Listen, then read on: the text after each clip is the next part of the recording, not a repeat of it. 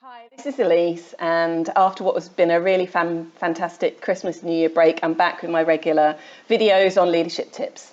Now, between Christmas and New Year, I did actually post a very personal story. It was only text form. I didn't expect too much response from it, but I was pretty overwhelmed by the number of people who liked, shared, commented, and reached out to me on DM.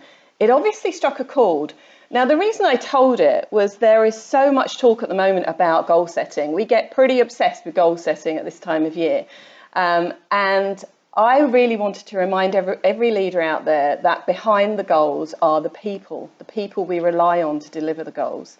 And if you don't know what I'm talking about, that's great. Doesn't matter. I will link to the post if you're interested. But I just wanted to say thank you. Thank you to everybody who commented, and especially all those direct messages I got. I really appreciated it. Now, back to the point of this video. Like I say, this time of year, we're pretty obsessed with goal setting. And if you're like me, your inbox is absolutely full with people offering you courses, tips, worksheets. And sometimes it gets pretty complicated. I'm really interested in goal setting, so I do look at this stuff.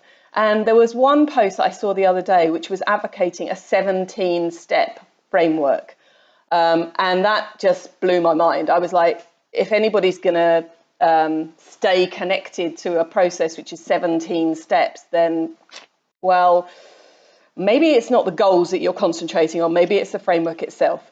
So I thought maybe we could simplify this whole process. I've always approached goals from a very simplistic point of view, especially as I became a leader and I'm managing a team, because it's not actually, as a leader, it's not actually you that's delivering against the goals, it's your team.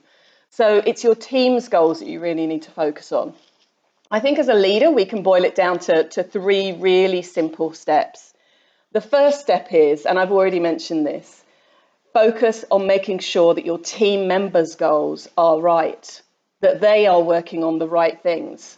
If you get that step right alone, then that really will take you down the right road straight away. Secondly, make sure that all of your team members' goals are aligned.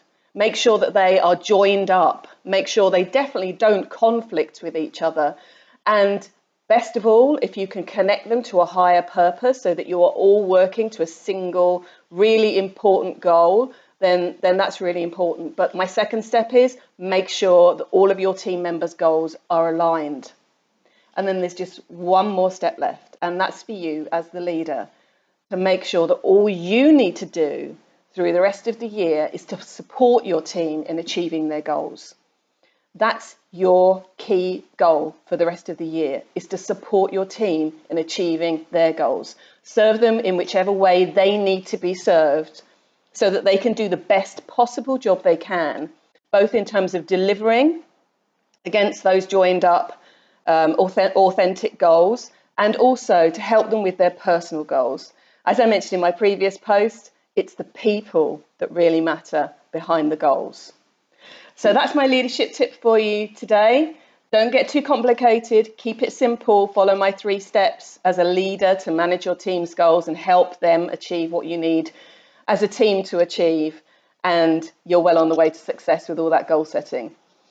So if this has been useful to you, please do share it, and as ever, I love to hear your comments. Please reach out to me, direct message me, comment, share this post. I appreciate it. Thank you. Have a great week back at work.